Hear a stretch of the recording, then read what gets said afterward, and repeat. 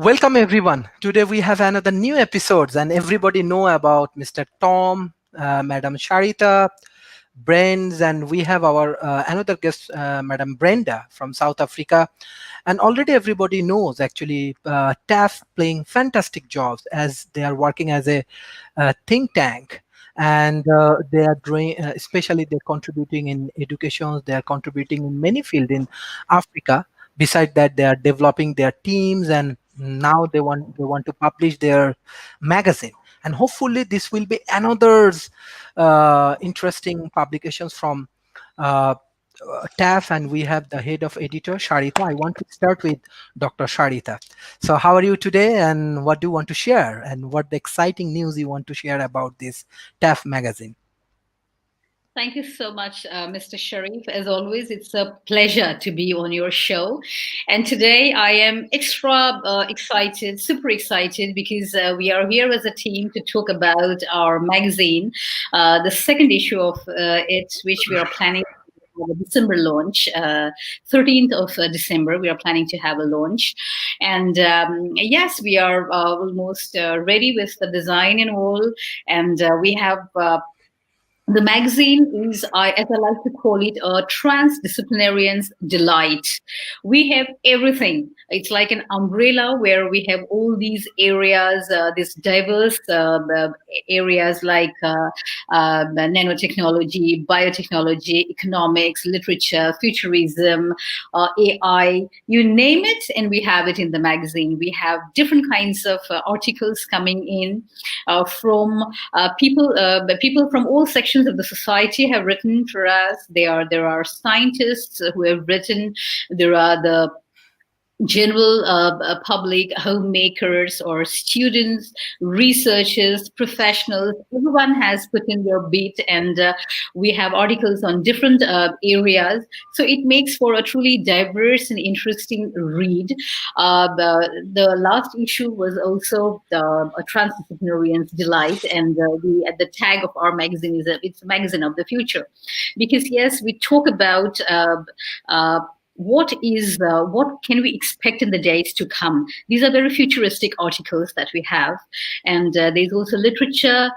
There is society as a whole. So the post-COVID has to be there because we are living in a post-COVID society. So it's also there in the magazine. So yes, I'm very excited, very encouraged, enthused by the way it looks now, by the way it is progressing, and. I hope everyone reads it and enjoys it as much as I did in the process of creating it. Yes, thank you. Mhm, mhm. Thank you, Dr. Sharita. One specific questions I want to ask Mr. Tom, because this is the things actually it's really impressed me a lot.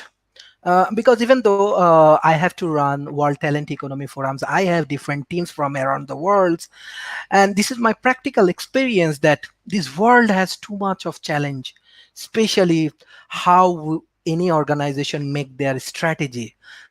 Many organizations, they are focused on monetary issues, business. On the other hand, I'm really impressed that uh, TAF really focus on this meritocracy issues. They really focus on the quality of work. They really focus on honesty, sincerity. Even I do not want to name different kind of organization. We face a lot of challenges from around the world. They think that World Talent Economy Forums, how they can engage with us, how they can make business and money. On the other hand, TAF make a fantastic strategy based on meritocracy. What I observe and learn from actually Singapore, especially, they have good policy and they depends on the proper human resources and quality of work. What's the strategy behind that? How you take these decisions? It's very Well, tough things. yeah, it really is. And everything really falls on our team. We have a team of some really great experts, some very highly talented people. And we are all right now volunteering our time and effort and energy to this thing because we believe in what's happening here. And again, it's all about the team and the level of expertise we all have in different areas and coming together.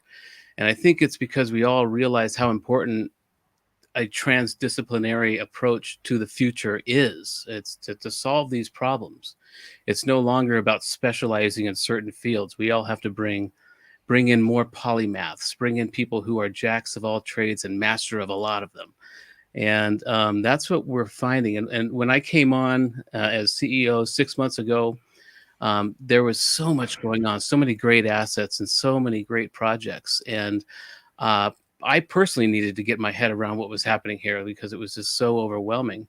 And I realized that there would be a real opportunity to take a breath, to give us 6 months, which is coming up next month, to give us a 6 month, we call it the 6 moons strategy. And because I think we needed time to kind of assess what we had built, what TAFFD had built over the last couple of years, and to just reformat and reorganize and kind of get and catch our breath, because there were so many things going on that it was in danger of maybe entropy or fraying at the ends, because I realized how talented this team was. And they needed space to kind of sit back and, first of all, admire what they had accomplished before I even came into the picture, and take some time to reassess and give us some breathing room. We kept our branding campaign going, where we kept our faces out there and our ideas, and we just gave us some breathing room to innovate and to see where the real opportunities were without any real distractions of conferences. And we kept the journal going. That was a very important asset and still is. And the magazine was still going, but we had now some time to really focus on that. And the whole idea was to give us some time to, first of all, reassess and then innovate. And I came up with some ideas of what we could do to put us in a direction. But the real opportunity was to let this team sit back, take a breath, and see what they innovate. And what has been innovated has just been amazing. I could not have foreseen what Brenda and Kata would have come up with for South Africa in our TAFFD South Africa organization. And they've just been very busy developing our for-profit arm there. And so that's really what it's been about. It's, first of all, giving some breathing room, trusting in the team to do what they do best, and just watch it all fall together. And again, it's all about this transdisciplinary approach. It's not just a buzzword. It's something that we are taking seriously in our organization, and in all of our concepts we come up with. It's all about requiring a transdisciplinary approach to everything we do, because that's what it's going to require to solve a lot of these major problems that we're facing and these exciting challenges that we're facing. And so it's really been about this team, their expertise, giving them space to do what they do best, and being open-minded enough to not to be too rigid about any plan I came in with, but to sit back and listen and see where it was going and find our strengths. But most importantly, to focus on what our members will need. And so I always keep in mind my ideal TAFFD member. And I see this person as a young, bright, brilliant mind who has great ideas, but may not have the resources or the advanced degrees or the avenues that it would take some of these ideas to get heard. And that's who I am doing this for. I am doing this for right now. It's for this young 19-year-old African student or person with a brilliant idea who doesn't have access to get these ideas heard by the world. And that's what we're doing. We're building platforms. We're continuing to do the magazine and the journal and conferences and whatever it takes to give these people a stage is my goal. And so it makes it a little easier, because the burden of coming up with the ideas isn't on us. Just the burden of finding these people and giving them a stage is what we're all about. And within our team, we have people who are transdisciplinary polymaths who have brilliant ideas, and it's just it's a meta experience. It really is. Thank you, Mr. President. Actually, this is the objective as well, the World Talent Economy Forums. We also love to contribute and we want to team up. We want to collaborate the organization like TAF and this kind of organizations we really really likes, and we want to work. On the other hand, in the real world, when we see this kind of challenges, only they come to the WTE forum only for making business and monetary issues and the manipulating the systems. I really really want to share some specific message from World Talent Economy Forum. Until or unless I work as a president and my team working with in this way, do not come up with any kind of strategic things which is irrelevant for for the present situations, and which is irrelevant for making a honest and sincere things. What we find when we find any organization has honesty and sincerity, really from me and from my team, we love to contribute in any way, in any points, as much as possible we will do. On the other hand, when we find any organizations or any big group of peoples, they are trying to manipulating the systems, we are against the things. That is the major challenge, and I think we need to work hard, and we need more collaborations. We need to more team up together, that how we can change the human lives. So that's why I want to ask Madam Brenda, like, as staff start their operations from South Africa, and Africa actually very good place. Billions of people live in Africa, and there is a huge chance to developing the human resources. I want to know more about the TAF contributions and its magazine impact, how it create impact in the present situation.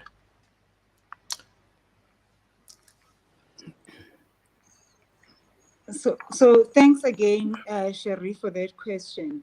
We talk about TAFs Africa. Yes, we have finally legally registered TAFs Africa in South Africa, but the focus will be on the continent Africa. Every single country we would like to touch in Africa. As Tom said, all of those young futurists that are sitting there without the opportunity to be seen, without the opportunity to showcase their talents, without the opportunity to be skilled in their different fields. They have talent that's sitting there that needs to be unearthed.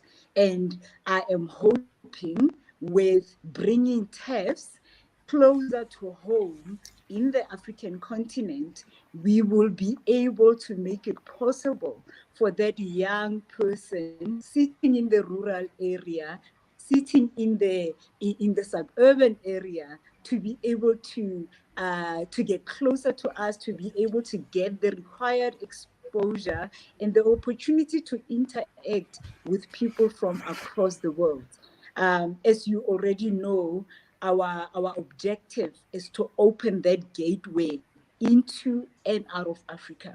So what we're basically saying is that we are giving opportunity for those futurists that would want to explore outside of the African continent, but also giving people that want to come into the African continent and collaborate with these ones an opportunity to do so on a platform that can give them prominence, that can give them credibility. So I am quite excited about TAFs Africa, the possibilities that lie ahead, and as well the fact that we still have our mother organization in the US, which is TAFs Global. I know that we are going to do great things, especially with the dedication that I have seen for the past 6 months from the team that are selfless. I mean, they are committing their time without being paid. They are doing amazing things. They have put this journal together. They are putting this magazine that we are so excited to see the launch of. They have done so in the past 2 years, and they have done a sterling job. And I am sure that they will continue to do that. So as we look towards 2021, I'm quite excited about the things that are coming that are coming up, and I am sure it will be quite exciting and something that young Africans look forward to. I am already getting calls from both young and old South Africans and companies that are saying we want to be part of this organization. They are curious to find out what the organization is all about. So as soon as we have the magazine, they would like to get a copy of that. So yes, it is quite exciting for me being part of this organization. Mhm, mhm. Thank you, thank you. I have more questions to you. I will come because love to learn about Africa as well. Mr. Brent, so you have a very good contributions even for World Talent Economy Forums. You introduce many important guests like Mr. Toms, Dr. Sharita, Brenda's, and this is very very valuable things that we are collaborating with some good people, some good organizations where we can learn, we can understand the culture, we can understand the modern science, engineering, and technology. So, what do you want to share? What do you want to share specifically about the magazine as well as uh, TAF strategy? Thank you, Sharif. I appreciate that introduction. I really have enjoyed working with World Talent Economy Forum for all this time, as well as TAFTs, of course. Something that I'd like to share for me is, I think that there's something that really is remarkable to see in organizations, and you can really use it as a gauge to see where they might be able to go, and that's passion. And I think that Brenda was touching on her excitement. And as you can see, we're all sitting here from different continents, or for the most part, I take that back, a few of us from Asia.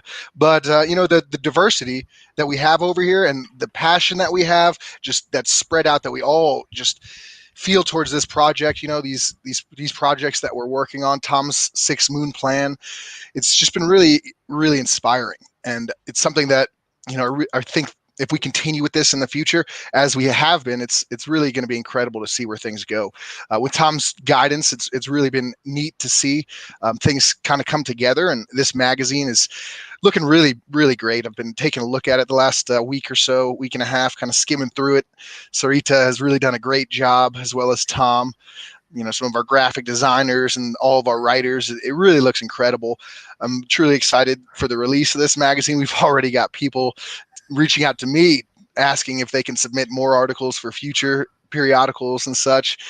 So, it's just really exciting. And then TAFs in general, these plans that we have for our future beyond the magazine, it's really going to be intriguing to see where things take off to. So. Mhm. Mhm. Okay, thank you. Thank you. One of the very good questions actually I get from the audience, Mr. Araf Mehraz, I want to ask Dr. Sharita. Hello, guest. Nice to meet you again. Thank you, Mr. Araf. What's the specialty of the magazine, which is called Magazine of the Future? Dr. Sharita. Okay. Yes, that's a very interesting question. And yes, we call it the magazine of the future because the magazine is just an extension of the vision that we have at TAFS. At TAFS, we believe in preparing ourselves for the future that is unfolding right in front of our eyes, and the kind of future that we can expect in the coming years. So we believe that when we are focusing on areas as diverse and encompassing and important as AI or biotechnology or the society, transhumanism, futurism, and all that, we are talking future here. That is the first USP of the magazine, that we are transdisciplinary. We talk about the future, and we also, the USP of the magazine, I would say, is we nominate people in diverse areas of work. We have 4 categories of nominations. One is the futurist speakers, futurist authors, futurist activists, and futurist leaders.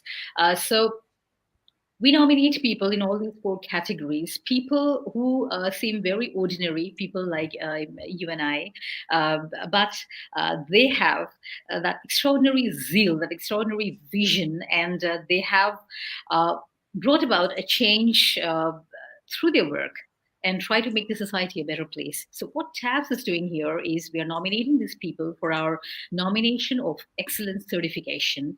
And that's our gesture. That's our way of telling the world about their work and also thanking them for everything that they bring to the world and everything that they do for the society. So not only are we transhuman, not only do we believe in preparing for the future, which we know that it's full of challenges, and not only do we want to walk hand in hand with everyone. So as I said, the magazine is just an extension of the vision that TAFFD is all about. We also take along people who are doing extraordinary work in different areas, of the society, ultimately making the world a better place, ultimately preparing the world for a better future. So I think yes, that's what makes us different.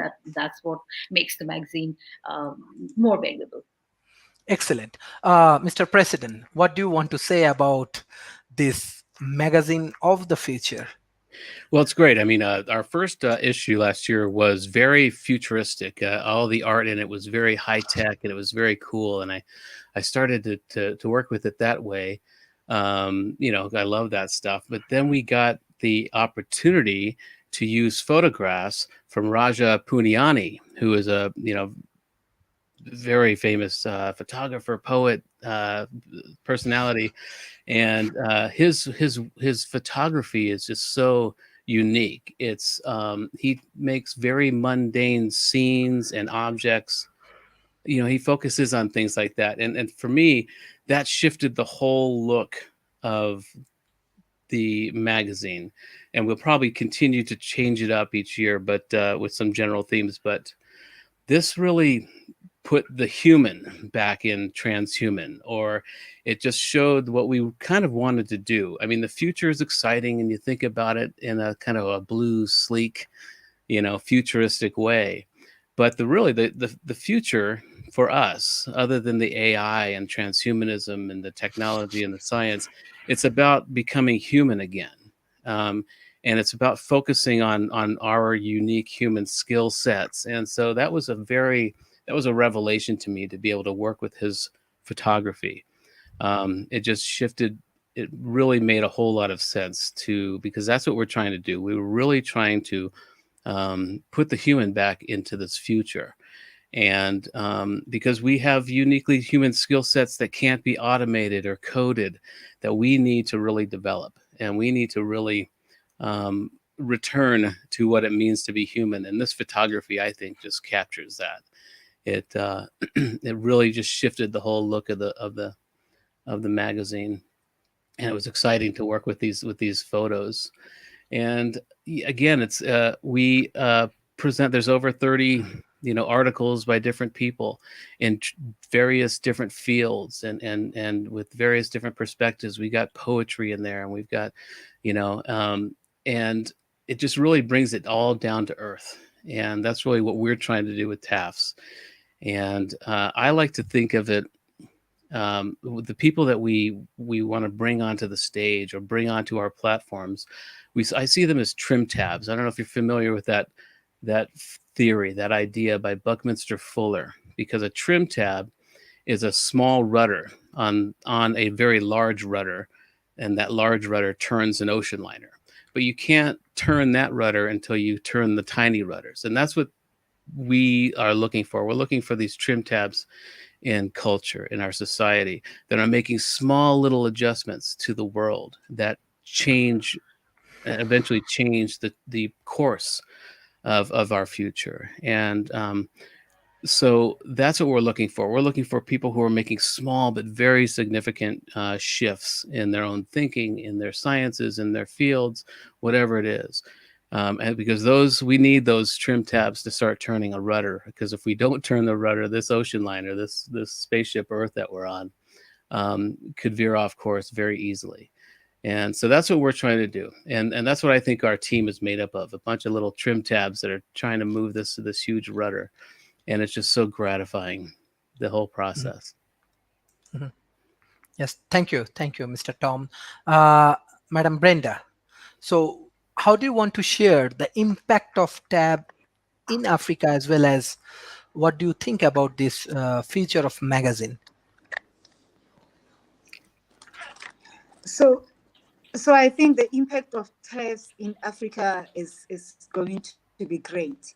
It already is. if you're looking at the work that has been done already in a country like Nigeria, where our founder is. You've got these young futurists that are excited about the future, that are good at what they're doing, that are already doing so much in contribution to what TAFS is doing, but also giving back into their community. The other day, we had one of these futurists who has been thinking about writing a book, becoming a published author, who got a chance to launch his first book, an amazing book. And this is a young futurist that without the platform, without the network, without the exposure, it would have been very difficult probably for him to do this. But because of the network and and the exposure that you get through this future discussions, the partnerships that TEFs have, he has been able to get a platform to do that. And I'm sure that he's going to grow to become even bigger. There's a lot of that that's sitting in Africa, where people think that, Africa is not advancing because there's no expertise, only to find that it is because they do not have a platform to do so. They do not have the exposure that is required for them to do so. So I am hoping with the magazine launch, with the of TEFs within Africa, we are going to start seeing these people coming up, and we are going to start being able to roll out some of the programs that we have to develop the skills that is required for the future, to develop the people or the workforce that is required for the future. The entrepreneurs that are sitting here will start to get the exposure that they need to be out there and be great out there. A few months back, TEFs, in collaboration with an institute in Nigeria, Tikedia Institute, did a project together where they trained some of the candidates or the delegates for a short MBA. The feedback that came from there was quite amazing, to a point where we are at we've got an offering that we can give to the world. Something like that, it's something that Africa really, really needs. It's something that we've been longing for so much. But something that's also very important is representation.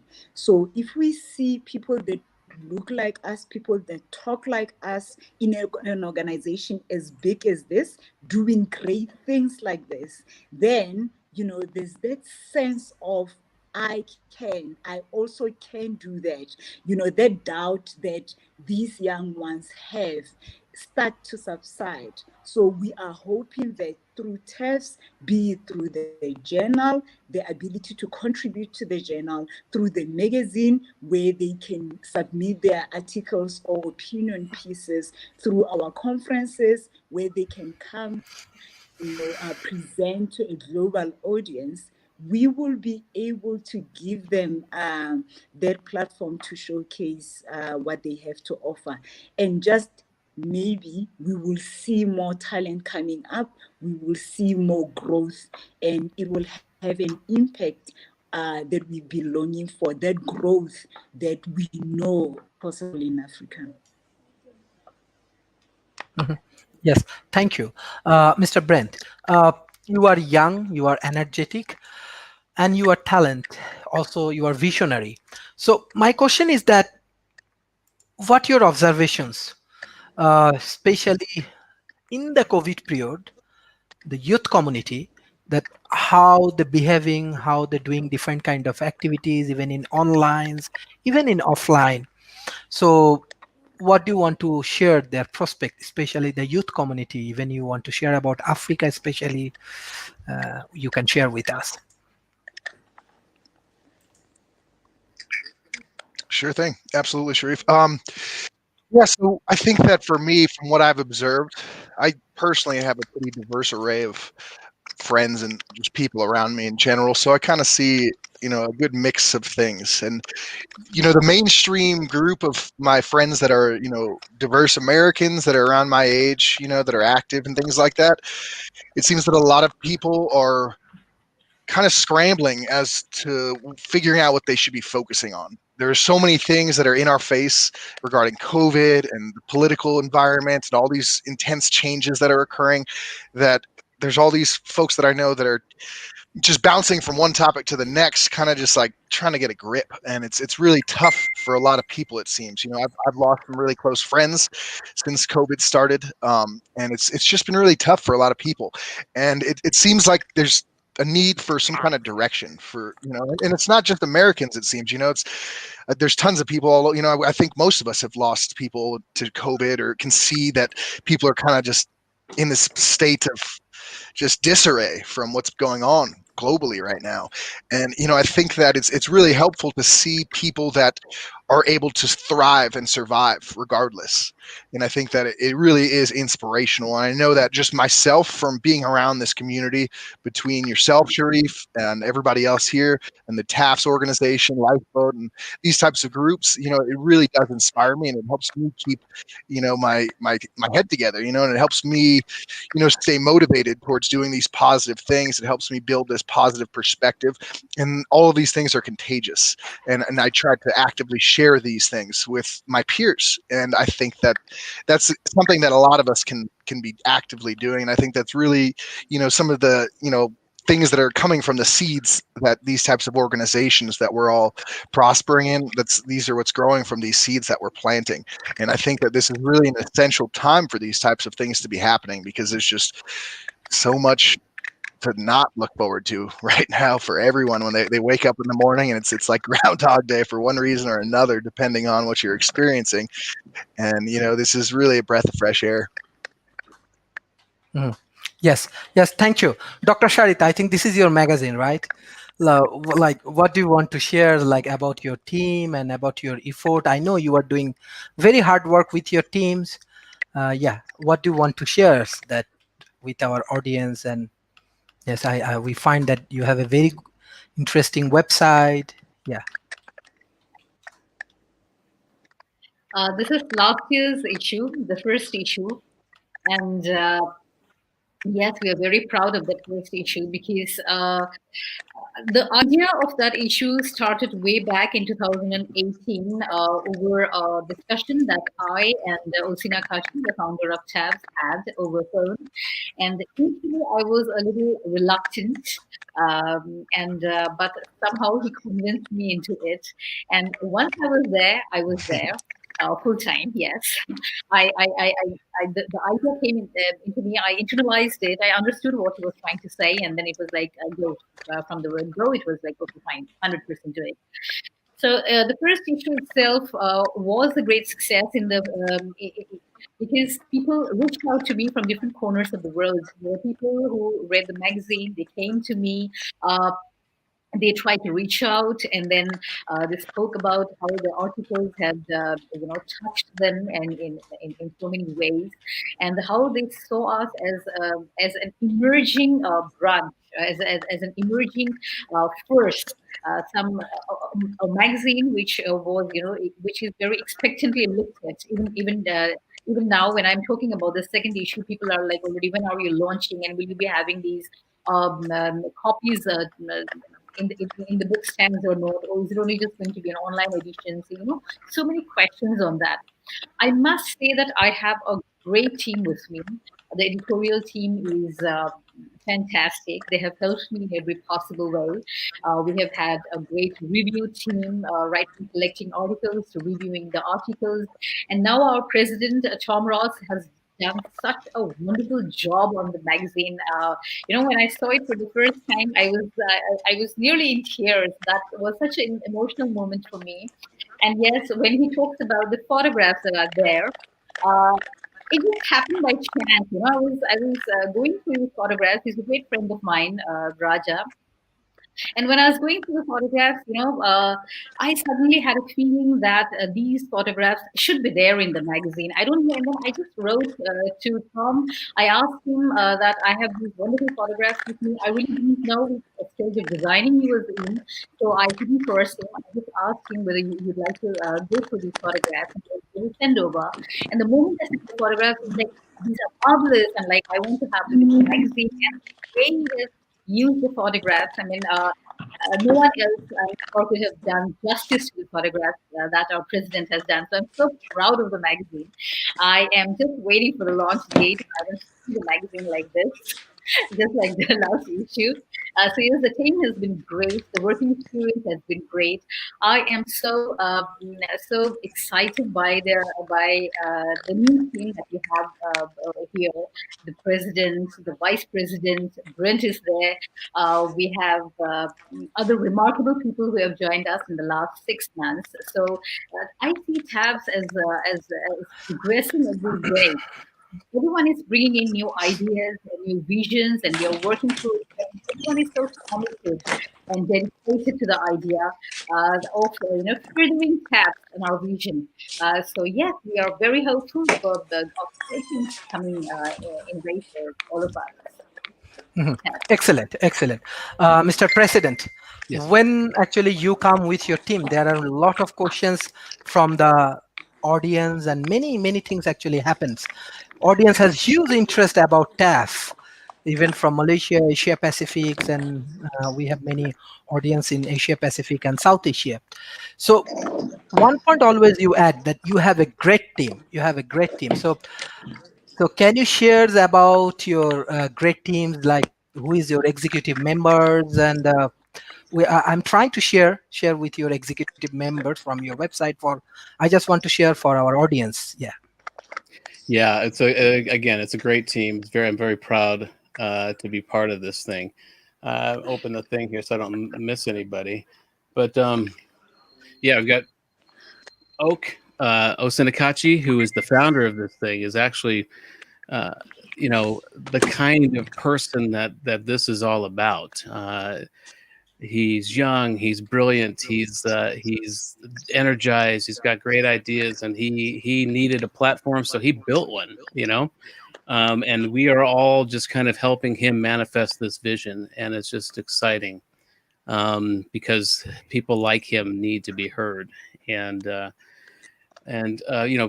Brenda brought on as vice president around the same time I was, and she's just been amazing. Sarita, who's handling the managing editing of the magazine. We've got Dr. Doris, who is doing the journal and has been very busy. It's a very astute asset we have, not only the magazine and how professional it is, but the our journal and the process of sharing papers, and it's just a very becoming a more and more well respected asset in the academic community. We had the conferences, which are all very successful, and so yeah, we've just got a great team. I don't want to leave anybody out, so I hesitate to start naming names, but you'll see them. They're all there on our site, TAFFD.org, and they're listed well in the magazine. And again, it's just the one common theme. All of us have very specific skill sets. I think Sarita mentioned that I came in to help our graphics web guy had to take some time off to take care of his mother for a while. So I stepped in to help start designing it in the meantime, because that's my background as a creative director and design. And it was kind of fun to work in this again, to be a production artist and start, I was really enjoying it. And when he was finished taking care of his mother and he was ready to come back in, I was like, I think I want to keep doing this. I want to hold on to this. I was really enjoying it. So it was more so as an education for me to understand what it is we're doing here, to see the high-minded work of the contributors that was coming in, and just the vast array of concepts. This is a very important organization that I happened upon, and so it's it showed me the real responsibility of my position in it. And the real responsibility is just to kind of sit back and let these people do what they do and facilitate them and cheer them on and do whatever I can to pitch in. We're not really into the whole hierarchical thing. I believe in spiral ascent, and I believe in coalescing a team rather than working on an exclusive sort of hierarchical structure. That's been my message for years. With the whole open source mode, it's all about coalescing teams and getting the exclusivity ethos out of the corporation and out of our structure and schools. And this is a great opportunity to do that. And what's so important about this, and she touched on it a minute ago, and so did Brent, that we are in a real precarious place in history right now. The young people, like Brent and millennial pluses and people in the younger age group, these digital natives, are experiencing the same thing people in my age group, the Gen Xers, are. I'm going through a midlife crisis maybe, but it's really brought on by the fact that it's difficult to find a place to fit, because we've got this whole AI automation wave coming through, and it is displacing all types of things. And in a way, it's worrying and it's threatening, and it's going to be taking down so many industries. But in another way, it's a real challenge, and it's a frontier. It's a very historic moment, and I want to be part of facilitating young people to figure this thing out. And because we are having to reinvent ourselves. What it means to be human. We're going to have to reinvent an economy. And we've talked about this on a few shows. My work is all about preparing employees and people and students in general to prepare for what's going to be happening in the very near future, because our school system and our corporate structures are not really ready for what's happening. And so there's a real danger in not being able to find our place. And so we really need to come together. And that's what this is all about. That's what this effort is all about, is to find solutions from young people, give them a platform, because none of us really knows what the heck's going on here. So we need to look to these digital natives to figure this out. And so it's exciting. It's precarious. But we all really need to pull in our most human qualities to get through this. Because it can lead toward a real golden age of, and it's all about remembering what it means to be human. We've forgotten so many of these qualities and so many of these skill sets that we used to have before the industrial age. And it's time to rekindle those things and find our passions and create a whole new economy based on these uniquely human skill sets. And for me, this is the best platform to do this right now, and to focus on Africa right now, because it is the youngest population on planet Earth with a median age of 19. And so we like to say that the origin of humanity is quite literally its future. If we can get this right in Africa right now with 19-year-olds, that can spread, migrate to the rest of the world as we did in the beginning. So yeah, my team is just amazing, and they're from everywhere, from every continent I can think of. And we all just have so many different characteristics and specialities, but the one thing we have in common is a belief in humanity, a belief in our ingenuity and the value of what it means to be human, and working together to get through this. And we Yes. don't, in lieu of salary or volunteering right now, but we're also using the platform ourselves to as in lieu of payment for right now. We can promote our work through it, and we meet people like you, and we're able to do other shows with you. And but it's also a way to test and measure. If we can use this platform for our own projects, we will see where the real work needs to be done. So it's a way to test and measure our offering for future members. Yes. Madam Brenda, what do you want to add about your teammates, about your advisory board? Yes.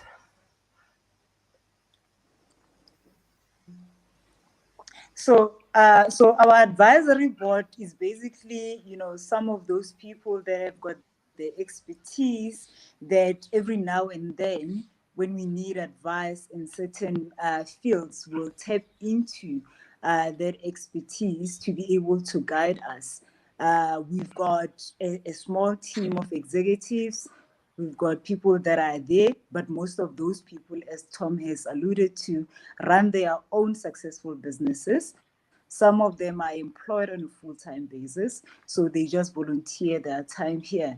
And we come from diverse background, and we would like to give this TAF's offering across the globe. So as such, every now and then we would need advice either from a legal background or from a legal advice, or we would need something related to international law, or we would need, so it varies because the organization itself is transdisciplinary. So you will see that, be it our ambassadors or be it our advisors, are quite diverse, and they come from different backgrounds. So they help us to be able to ensure that we steer the ship in the right direction.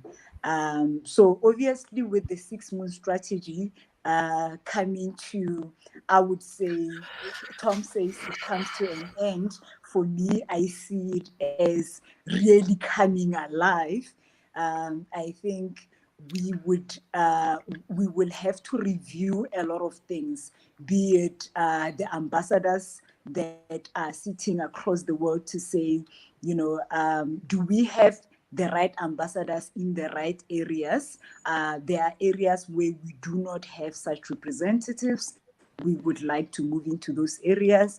Our advisors as well, are we covered as far as the activities that we want to undertake in the future are concerned? So we will either take some out and bring some in, but this is one organization that keeps reinventing itself. So as such, we keep reviewing our processes, we keep reviewing our policies, we keep re-looking at our team and say, is it still relevant for what we are trying to do? Is it still looking at that young futurist and what we can offer that young futurist? Are we growing? Are we advancing the same way that we are promising our members or our partners to grow and develop? And I think the key thing out of the key thing that also Tom brought up earlier on is the fact that we use ourselves as test to see if this thing really works. So we would use our own company and say, are they getting the benefit? Will they get the benefit out of TAFs if, through this platform that we are creating?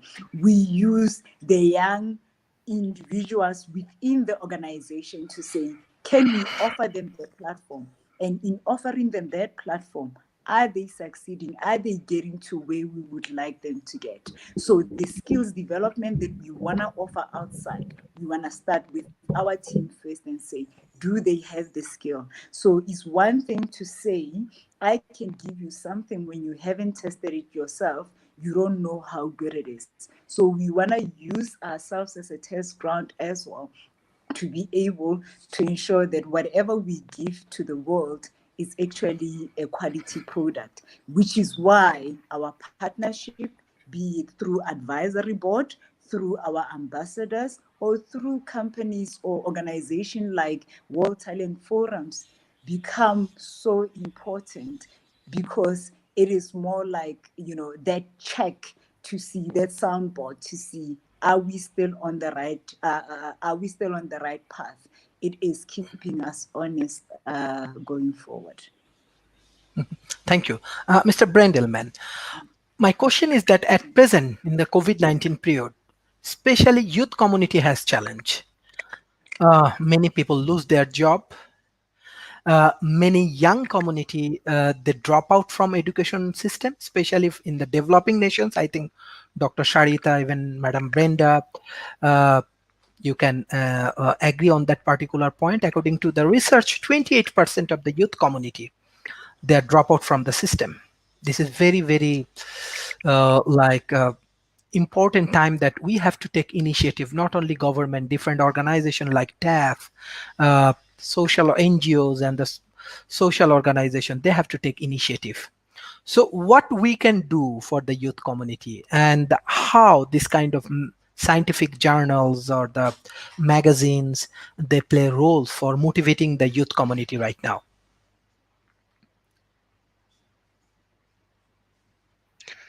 That's a great question. I was actually just having a conversation kind of related to that topic yesterday with a woman who has a number of years on me, and we were talking in relation to a project that an organization that I've been working with. We're probably going to do some partnership with them through TAFTs, the Learn Hub Africa.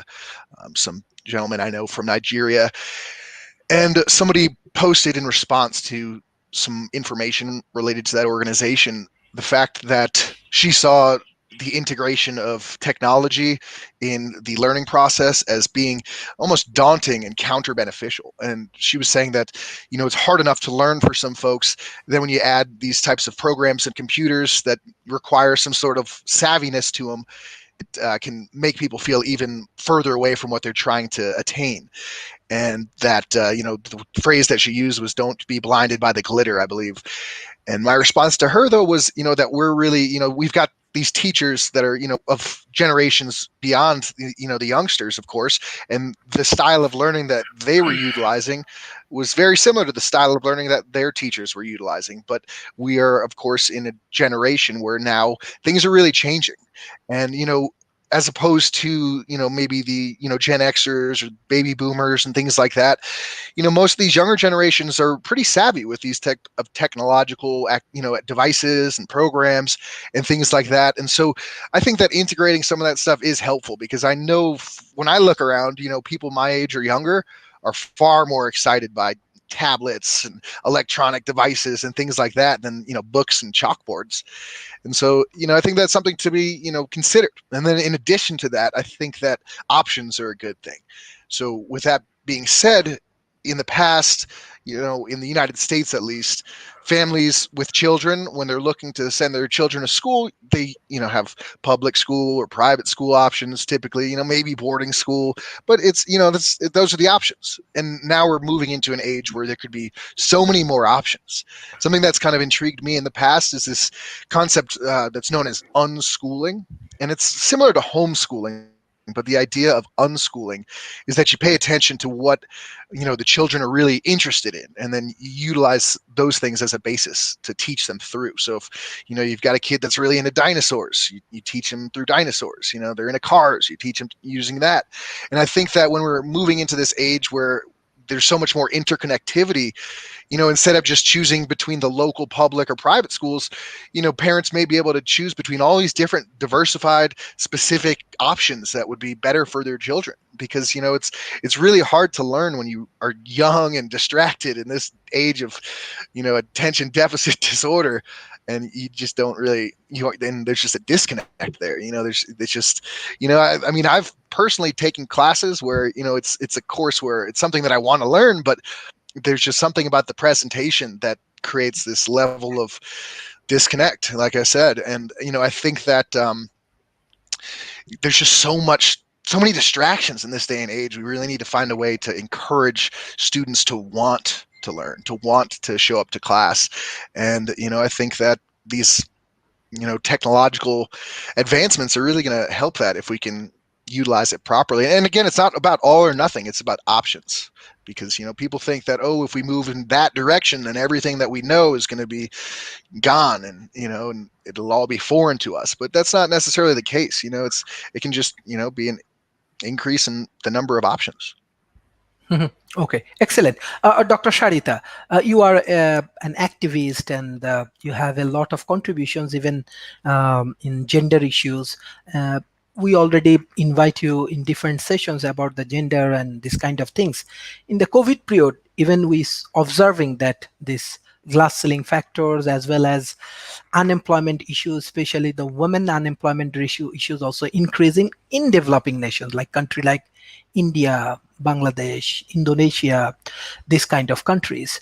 So what your advice, what we can get some sort of strategic or scientific method from your magazine, especially on this kind of things? Is there any possibilities, or you only focus on science and technology? No, definitely not. We have very interesting articles on small scales, on how women can get back to employment, on gender issues. We have Mhm. covered everything in the magazine, so you have to read in order to get all the answers there. And what is interesting about the magazine is that we have contributors from all sections of the society, as I said earlier, and encompassing all class of people. We have homemakers, we have scientists, researchers, educationists, everyone, and even young children. There's this young student who has written for us. She's from Nigeria, and she's a mentee, and she talks about this gender. She's taken up on how it works, how gender works in her own society. So I think that's the beauty of our magazine, that we are not just focused on one specific area. We are transdisciplinary, and anyone who is looking for anything interesting will find there in the magazine, in the pages of the magazine. So you have it. We have everything there. You have pictures, you have poems, you have personal narratives, you have these researches.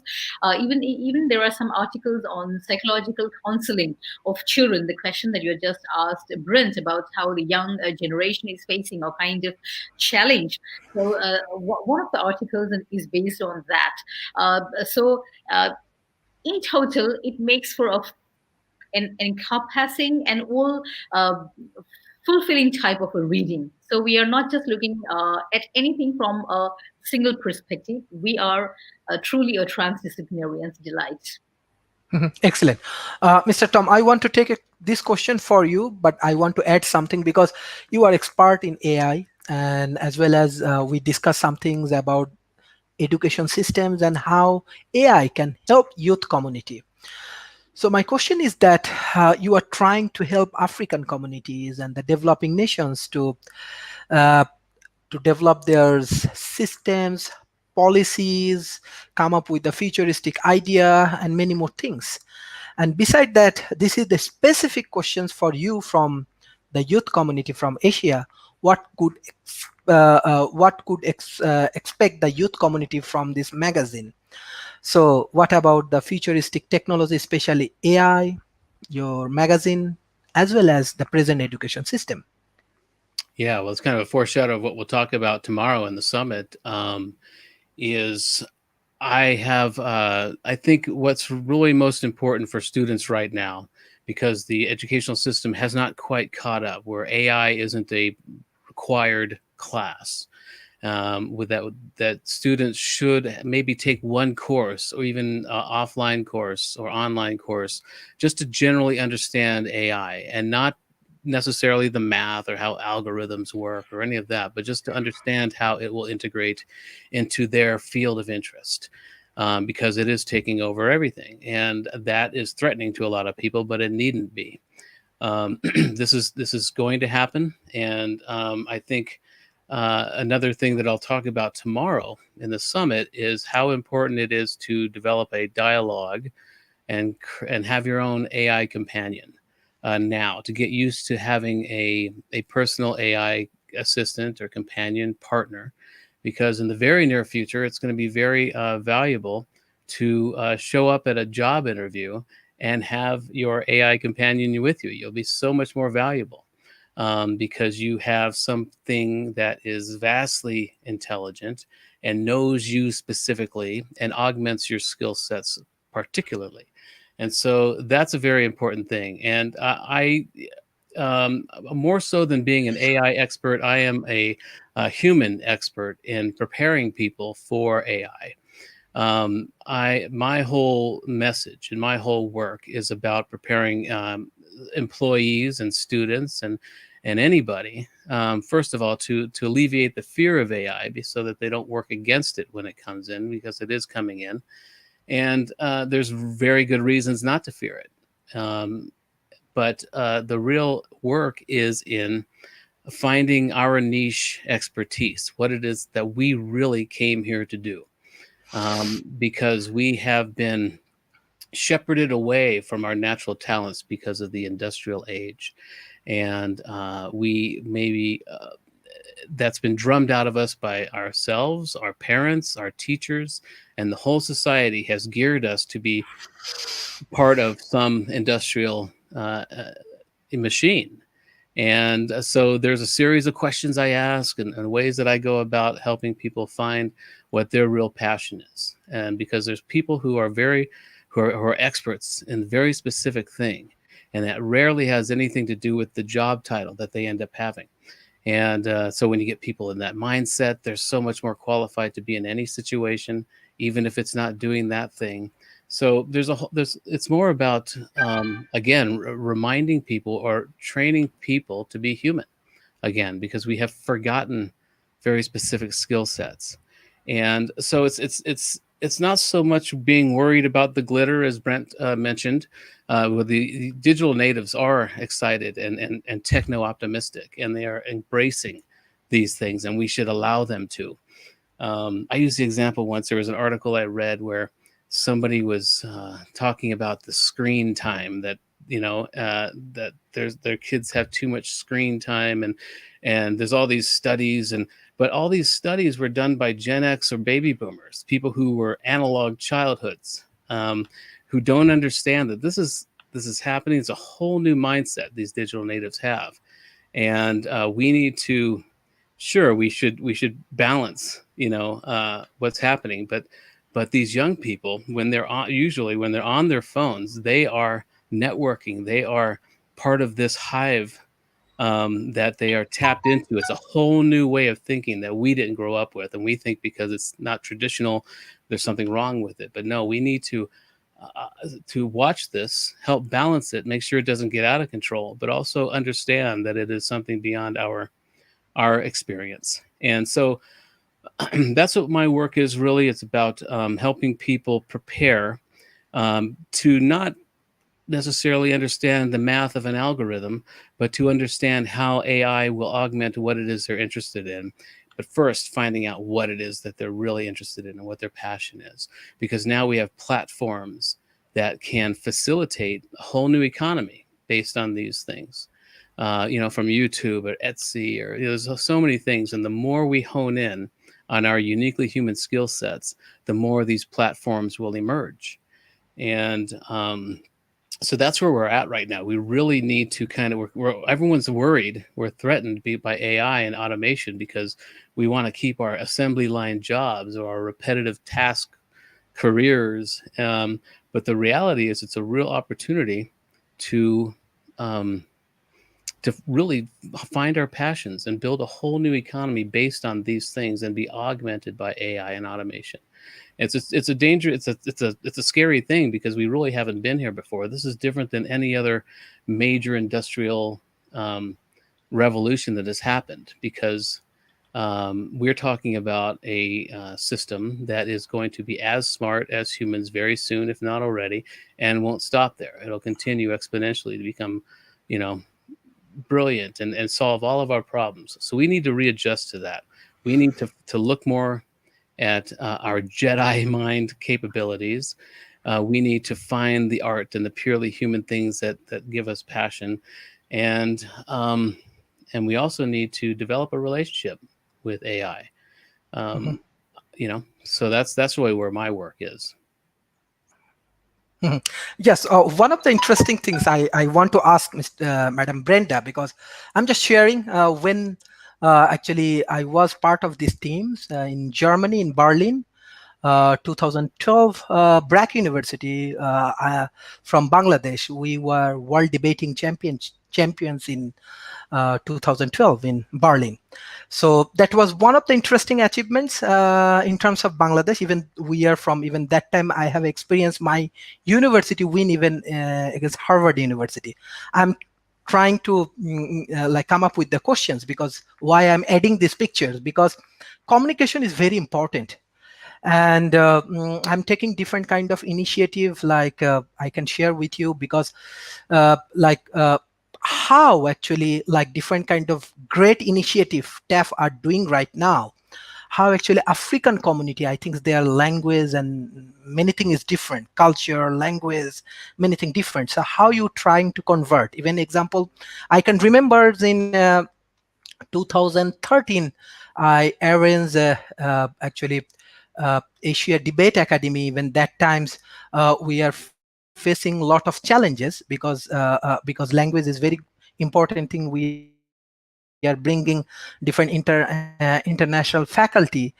My question is that how you manage, especially when you try to engage with this kind of interesting magazine and these things. So how do you actually handle these language barriers and these things, Madam Brenda, especially from Africa?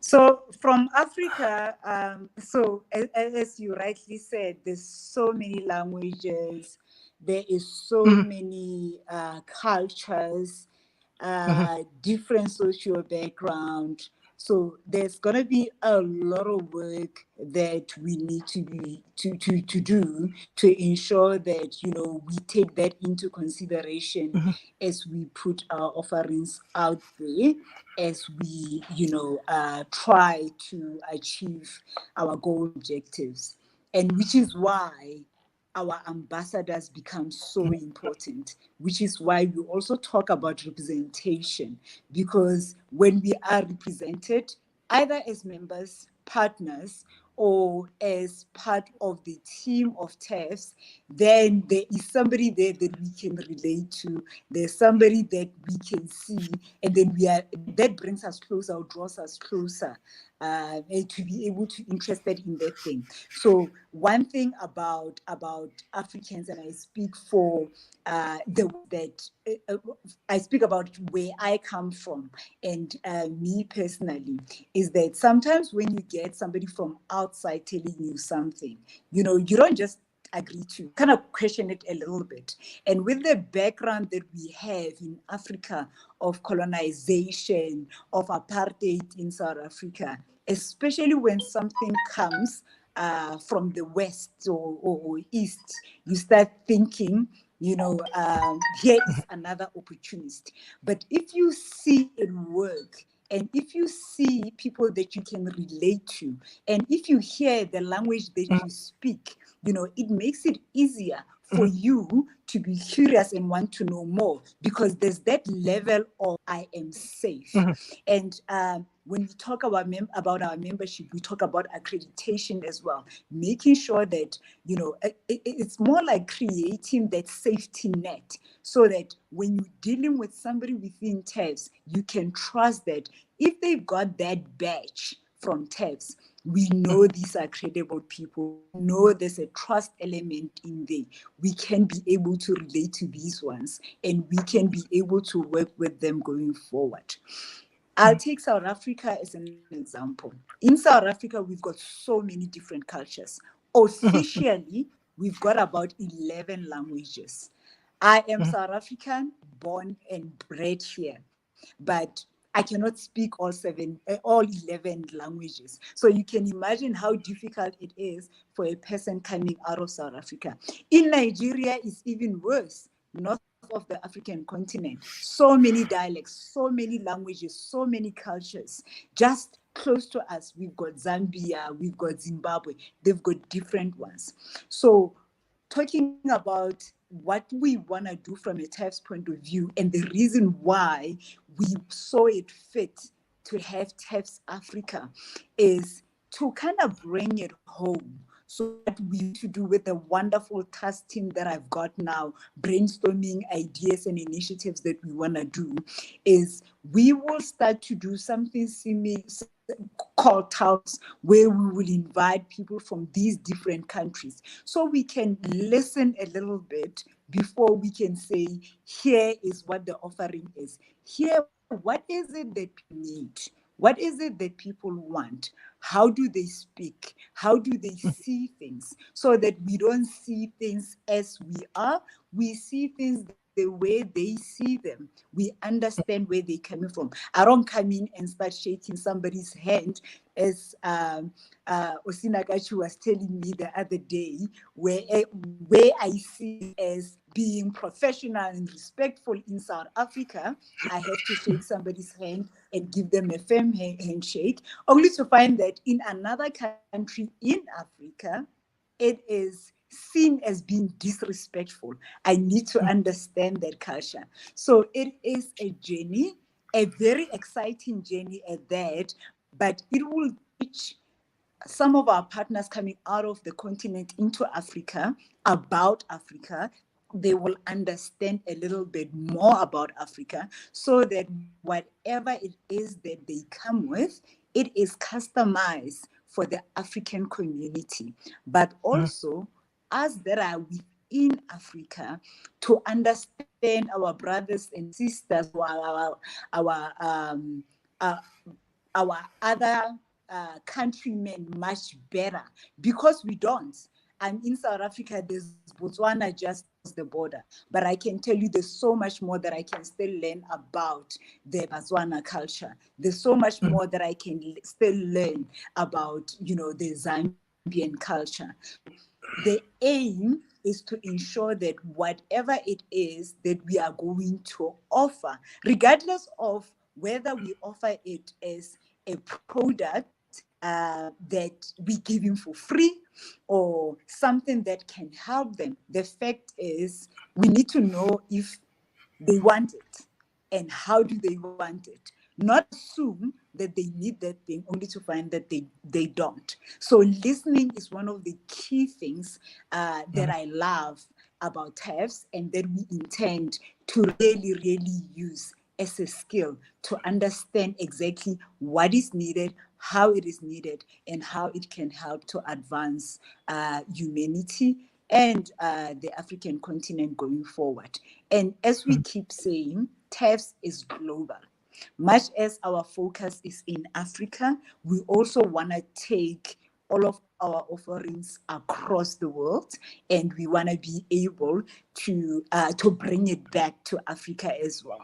So we are not only going to focus in Africa and forget about everybody else. That is why we've got representation in Australia, in India, in Russia, because it is when we bring all of those diverse minds together that we become great.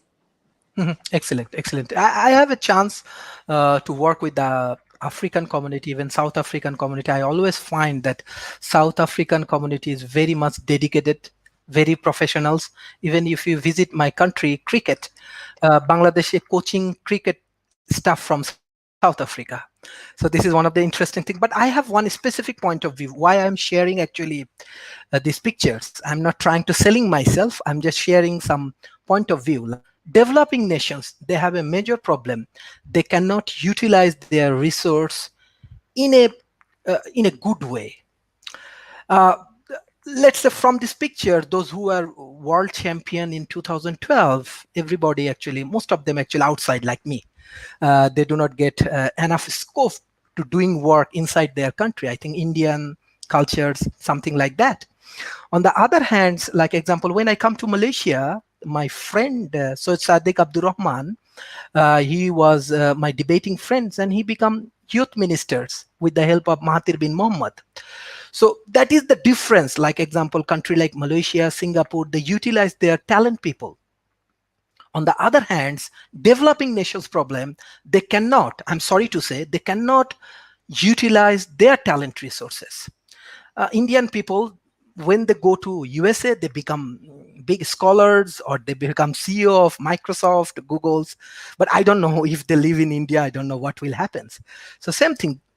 I'm coming up with the specific problem of the developing nations. I'm sure I getting a lot of information from my African friends. And so my question is that how you help this youth community to contribute for their nations. This is very important, like not only developing themselves, guide themselves, you have to create the platform that they can perform. they can contribute for their nations. What is the strategy, Mr. President? Well, I think one thing is to change, to reframe the issue. There is so much to be gained by large corporations, even in America, you know, your Googles and your what have you.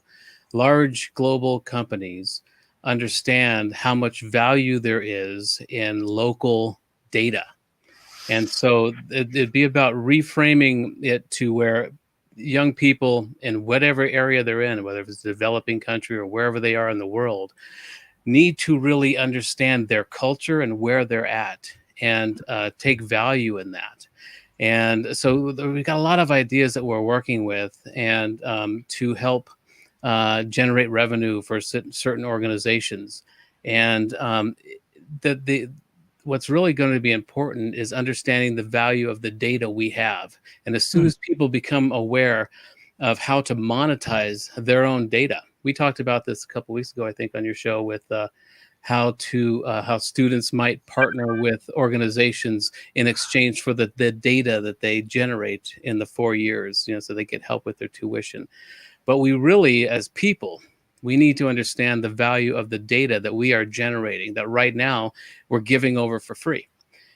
So I think the way to reframe it is understanding that Google or all these major data-driven companies see real value in the very specific niche data that people have and wherever they are in the world. So that's the first thing, is for people wherever they are to understand the value of the data of, you know, it's like an author, write what you know, write from your experience. Because people who haven't had that experience are fascinated, and they'll read it more because you're speaking from a experience and from a place of knowledge, and you're immersed in this culture. And that's what people need to understand. There is a move toward a global kind of community, and I'm sure a lot of people in developing countries want to be in a Western country or in Europe or wherever. But the real value is understanding where you're at, and understanding the value of the data of that very niche expertise you have and where you are. And so I think that's the first thing, is understand that even a young person in Malaysia needs to understand how valuable, how exotic, and how interesting someone from Malaysia is to somebody from America, you know, and they'll want to understand your culture and what's different about your culture. And it's very important too. Brenda touched on this and how important it is to understand the nuance of a different culture with the handshake example. I was exposed to that by Brenda a few weeks ago. I think we were doing a show with somebody. We were talking about colonizing Mars, and that's a very common phrase here. And Brenda, because of the experience in South Africa, the word colonizing has a very negative connotation. And so those are the little nuances that we need to be aware of, because we could be inadvertently offending somebody with a common phrase. And so that's the value in somebody understanding their area. If we move into Malaysia with TAFs, we'll want someone like you or young Malaysians to let us in on what is not working in our media kit or in our videos. What words are sticking out that don't work for us, or would inadvertently offend Malaysia. And that's again how important the ambassadors are. And so that's really where we need to do, I think, in general, as humanity. We need to, and it's not about being politically correct or being overly sensitive about things, but all of us have these biases and these words and these trigger words that kind of evoke certain emotions. And we need to be aware of that and change the lexicon, change the way we speak to one another as earthlings, you know? And so that's one of the very exciting things about this project, is listening, as Brenda says, and Sarita, to what people are saying, how they're saying it, what they have to say, and not to be offended, not to be tribalistic about our area, but to be tribalistic about being earthlings. It's time to be earthlings. It's time to be humans, and to appreciate the differences in our cultures. And so that's really what excites me about what we're doing. And so again, to specifically to your question, young people need to understand the value of where they are, and be saturated in their culture, and understand the value of that data. And we need to figure out ways to monetize this niche data that we all have. Mhm, excellent. Dr. Sharita, how do you want to add this youth utilization?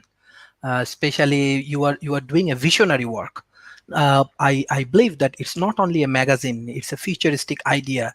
So I try to come up with some of the real challenges from the developing nations, try to add something from my experience. It's a practical experience, not like from some reading or something. I get it from the real life. So what do you want to add, ma'am? Especially like why I'm working in this area, World Talent Economy Forum.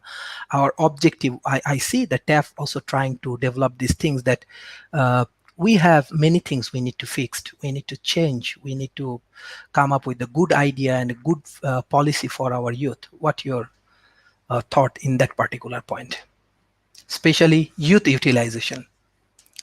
Yeah. Yes, that's a very important phrase that you have used, youth utilization.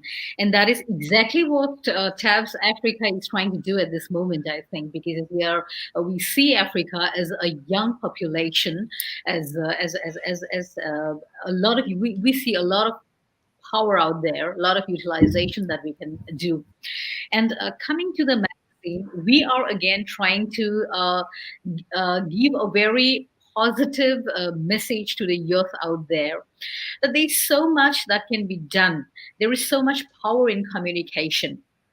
This magazine is a way of bringing in diverse ideas together. It's a way of communicating with each other, sharing our visions and our ideas, and making our visions and ideas work for each other.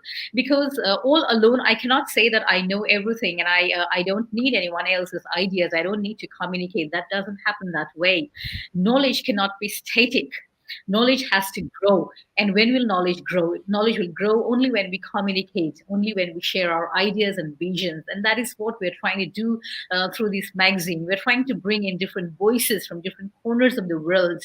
We are trying to bring them to a common platform so that we can disseminate knowledge from there.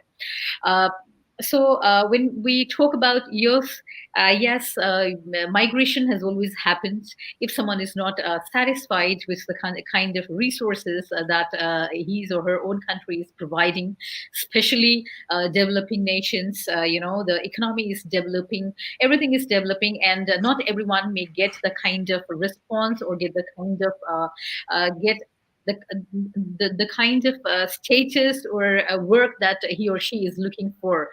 So to expand one's boundaries, I think, is very natural for humans. That has been happening through ages. Well, there are people like me, for instance. We are very rooted in our own community and our own. So I prefer working from my own place. So bringing in the resources to my own place. So you have all these different views about how people see themselves, as our president has been saying. How you see yourself and how you see your own contributions to the society, I think, is very important at the end of the day. So we cannot change everyone's visions overnight. We cannot do that. What we can do is we can bring in diverse voices. We can communicate to each other. We can learn to grow together, and we can help each other in this growing, in disseminating knowledge. And that's what I believe TAF's vision is all about. And as I've been saying, the magazine is just an extension of the vision that we have at TAF's.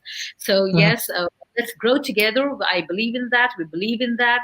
And we are utilizing as much human resources as possible. And one more thing which we believe in TAFS is that we want to keep the human intact in the face of relentless technology. So yes, that's what I would like to say. Okay, excellent, excellent. Mr. Brendelman, what do you want to add for this youth community, especially when they have this kind of problem problem. They do not have enough visions. Even in the COVID situations, they are facing challenges. So what do you want to add? Sure thing. As Sarita was referencing the idea that ideas can't remain stagnant. There's a concept that I've been drawn to that a friend of mine explained to me a year ago or so as the 10th man rule or the 10th man principle. I believe Israel is really who really incorporated it into their decision-making processes, the military there. But what it's related to is the idea that if you have an idea, a concept, a topic that you're discussing, and you have 10 people and they all agree on it, that idea remains stagnant. Whereas on the other hand, if you've got that idea and there's one of those 10 people that are just going to make the point to disagree just to help the idea continue to grow, and that's really that's the whole idea. And I think that this transdisciplinary and global nature of what we're doing really does that, and it really creates all these different perspectives. So there's always these different views where how we can do it better and how we can improve on ourselves. And I've heard Tom say it plenty of times that one of these human traits that are going to be needed in the future as artificial intelligence takes off in some more is being able to identify problems, because that's such a human task. And I think that the more people we have and all this diversity and this momentum, it really gives us an edge in being able to do that, because there's just so many there's nothing cookie cutter about anything going on over here, and it's just really exciting. Excellent.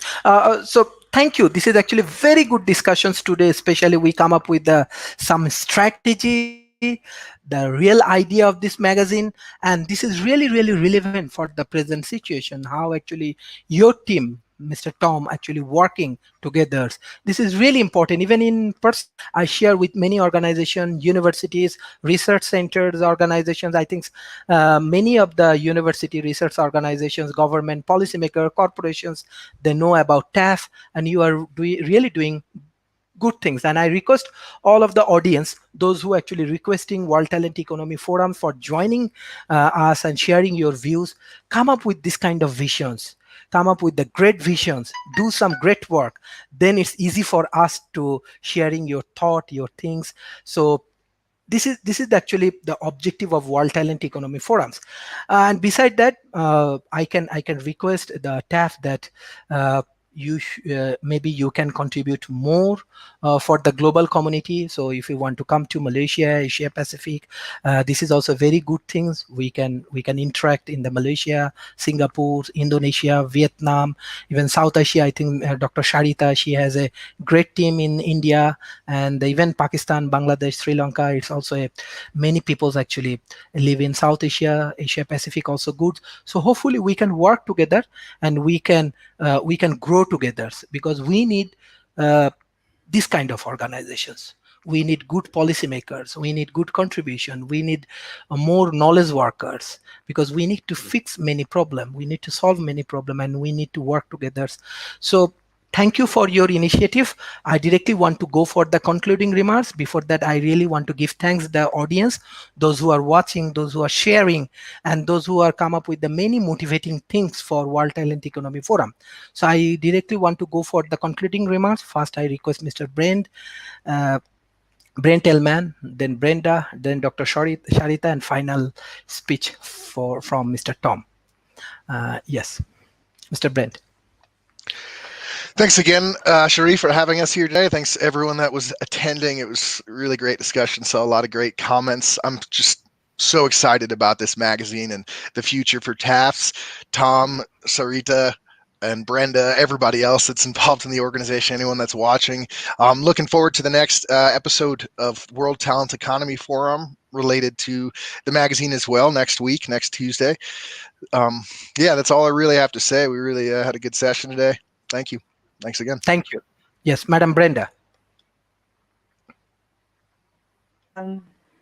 So first of all, thank you so much, Sharif, for your continued support to our team, to TAFs as an organization, and to your audience as well. Every time we're on this platform, they are active, asking questions and contributing a lot. We really appreciate that. as far as the magazine is concerned, we are quite excited, and we invite everybody that's listening to join us in the event when we officially launch the magazine. And also look out on the social platforms. We'll be posting a lot more detail in terms of the event, how you can register, and all of that. To the TAFFD team that have done such a sterling job in putting this edition together, I want to say also thank you so much. And just one thing that you need to remember with TAFFD, we are all about knowledge sharing, so we can give the knowledge, share the knowledge, also learn in the process. So we are looking forward to the official launch, and there is much more products that TAFS has got to offer in 2021 Thank going you. forward. Dr. Sharita.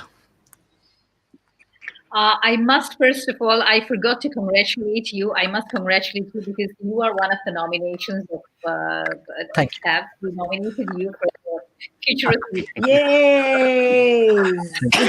So it's done in the last moment, so I'm not too late. That way, we'd like to congratulate you. And yes, thank you. You've been such great support every time. You've supported us wholeheartedly. The audience has been listening to us. It's always a pleasure coming in here. And yes, join us in our vision. Grow with us. Let's walk hand in hand. The future is bright. We'll make it brighter together. Thank you. Thank you. Thank you. Thank you, Dr. Sharita and Mr. Tom. Well, yeah, I just want to take a moment to really appreciate you, Sharif. What you're doing is so important, and you have been such a great advocate for us and everything that I've done recently. And so it shouldn't be go unsaid about how much we appreciate what you're doing, what WTEF is doing, and also your audience. Every time I've come on your show, whatever the topic is, your audience is engaged, and they change the trajectory of my work. And that's why it's so important to hear from them, because they ask the right questions. And then right now with TAFs, we're looking for questions. We're looking for what people need the most that we can offer. Because none of us in general in the world knows what's going on or what the future holds. All we can do is facilitate a platform for young people and to listen to one another. And that's exactly what you're doing with this. And congratulations on your recent milestone with the number of shows. And we just really appreciate everything you've done for us and for this effort. And we do look forward to partnering with you more and more in the future. Thank you, thank you, thank you, Mr. Toms. Actually, this is our vision. Actually, my father was a freedom fighter, and he contributed his whole life for his nations and for his community. So this is my turn. So I have to contribute for my nations, for my community. Even I'm outside, but as much as possible, I'm contributing. And the recent we are like collaborating, as I'm working as an assistant professor for the Cambrian Education Group. The 10,000 of the students, we start contributing what you are sharing with us, Dr. Sharita, Mr. Brain, Madam Brenda, everything we are sharing with our student community. So hopefully we are getting more engagement from the different universities, research centers, school, college, even governments, like example, Bangladesh Prime Minister Office, we are working for their healthcare, education system and good governance. So we are learning from TAF, and as much as possible we will explore your contributions. This is our commitment, and when we find that any organization actually changing human lives, we are always with that kind of organizations. So we are also believe in meritocracy and a good policy and a good work. So we always love to learn, and we always love to contribute.